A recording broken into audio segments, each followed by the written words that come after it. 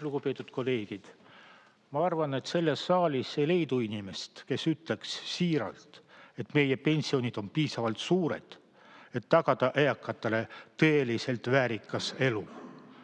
Ja see 100 eurot aastas, mida Keskerakonna fraktsioon pakub pensionäridele lisaks maksta, ei oleks kellelgi liiast. Täna on Eestis umbes 330 000 pensionäri. See tähendab, et meie ettepaneku elluviimiseks tuleb leida umbes 33 miljonit eurot aastas. Riigieelarve mastaabis ei ole see väga suur summa. Kust võiks need vahendid võtta? Tegelikult on võimalusi mitmeid.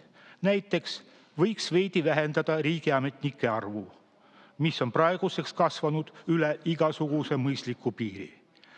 Samuti on võimalik kokku hoida rohepööre kuludelt, mille mõistlikkust seatakse täna kogu maailmas üha enam kahtluse alla.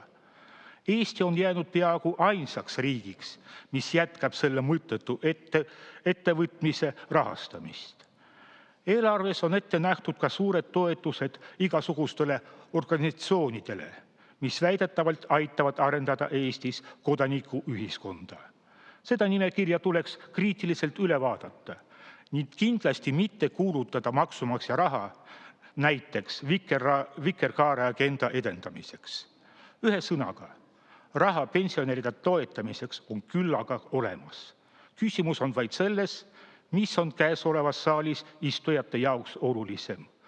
Lisatükk liha pensionäri laual või hea elu bürokraatidele, rohelistele ärimeestele ja LGBT aktivistidele. Aitäh!